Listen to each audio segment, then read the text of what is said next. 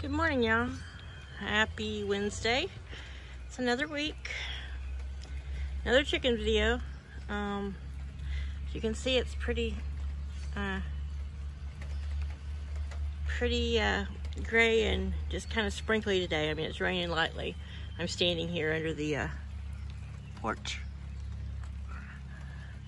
the overhang of the porch over the little chicken courtyard. But so Luna's on the nest box. I came out because I was trying to record Kiva singing.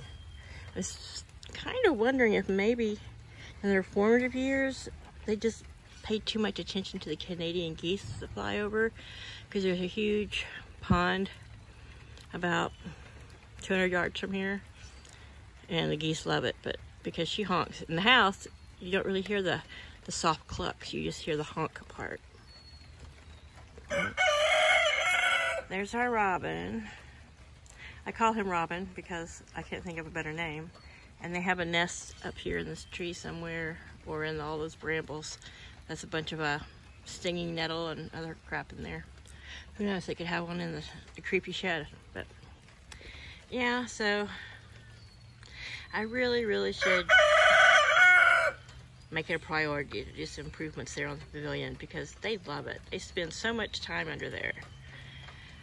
Part of me was afraid that if on this right side, if I put a wall there, that they might not like it, because they like, they can see everywhere. But that's where a lot of southwest winds come out of. So they can, standing, they can all see over that little wall. So, because there's those three little kind of windows at the top, on the sides. I'm not going to cover the back. I'm going to make sure it's something that they can run right straight through.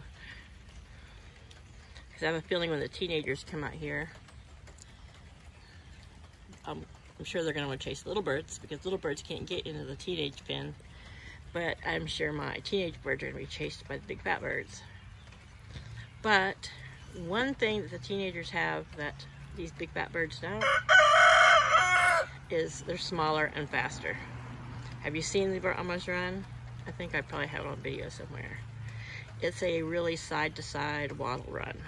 They're not going to win any races. I will definitely have to clip a wing on all the teenagers. I've already did the rooster, so I'm going to have to catch the little girls and clip a wing, because I don't want them flying over or flying up and getting caught up in the hawk net, which I still have not put up yet.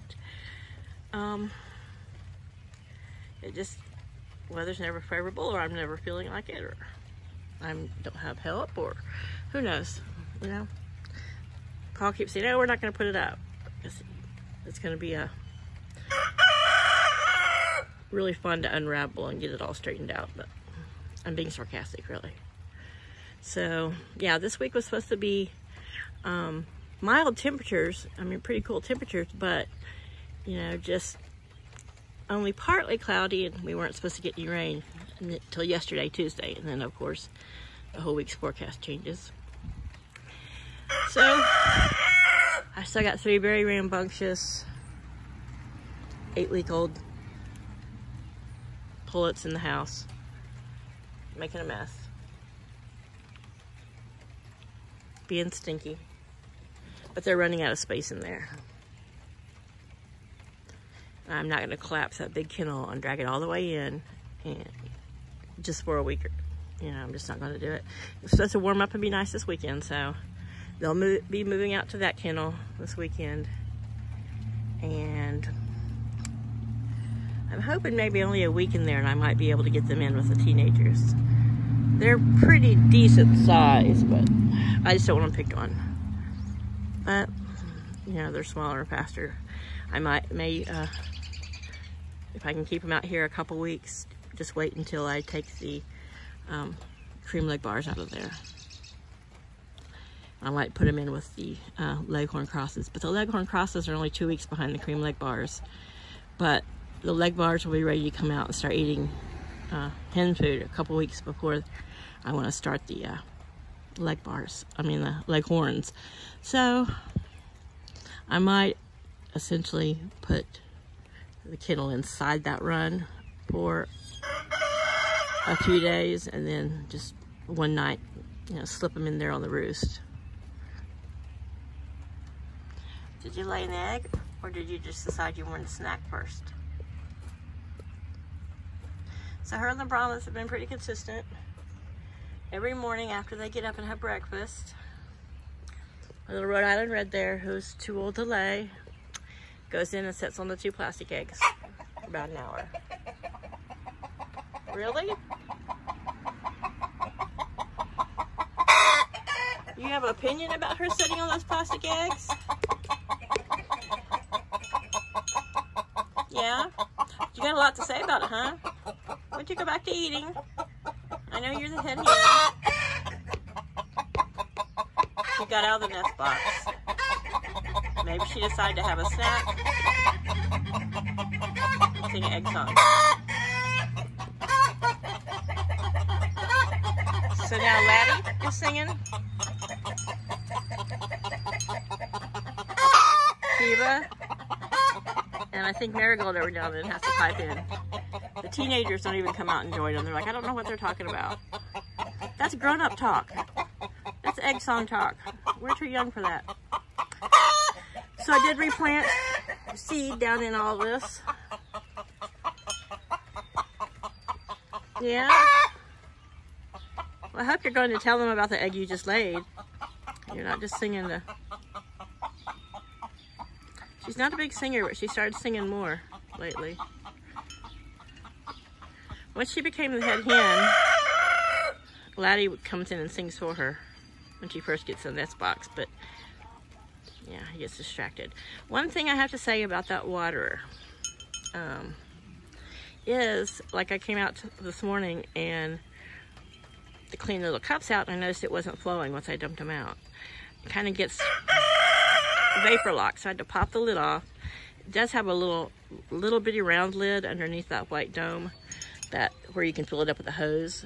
But typically when I refill it, I dump it out, clean it, and then fill it. I mean, fill it through the hole, but so I reached under, popped that off, and I loosened that plug a little bit so it wouldn't be so airtight. I mean, nothing can get in there, but it will let the water flow better. And as soon as I did that, the cups filled up, and they seem to be enjoying it.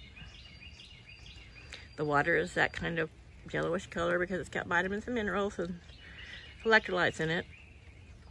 I don't know why they have to make that stuff colored. I don't know why they can't just leave it clear, but...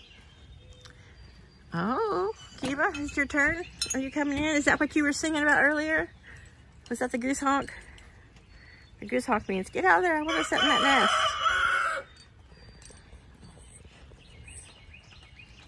There's nobody in there.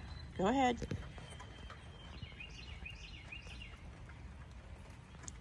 I should have guessed. I know what that goose honk is. I find it fascinating that she sounds like a goose, but yeah. That's what she's gonna do. She's looking at the nest box. I was like, okay, it's cool, you can get in there. And though I do feed my chicken eggs, don't do it every day, because unless I get 3 a day, which the Brahmas, they're both consistently laying, they just do it on opposite days. Is that not crazy?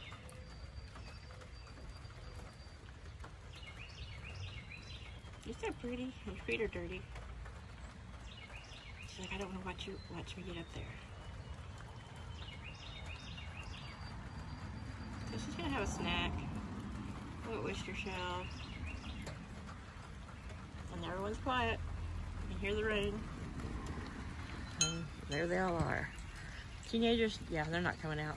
They're like, nope. I have been keeping on these rainy days, like I said before, a little bit of food inside one end of the coop. I took their water out, but they can come out and just walk around that corner where you see the edge of that blue and white little plastic step stool. Their water's on top of that, underneath a bit of an overhang. So. But they've got a little bit of food in there to keep it dry. They got fresh food there in their bowl. But I've got to try to teach them that you don't dance in the bowl, you just eat in the bowl. Kiva wants me to shut up. She doesn't want to get in the nest box when I'm standing here talking. All right, sweetheart. I'll shut up and leave you alone. All right, everybody. I hope you're having a drier week, but you know, we didn't get any rain until late April, so I guess we're having a little bit of early May showers, making up for it. All right, you guys have a great afternoon. Bye.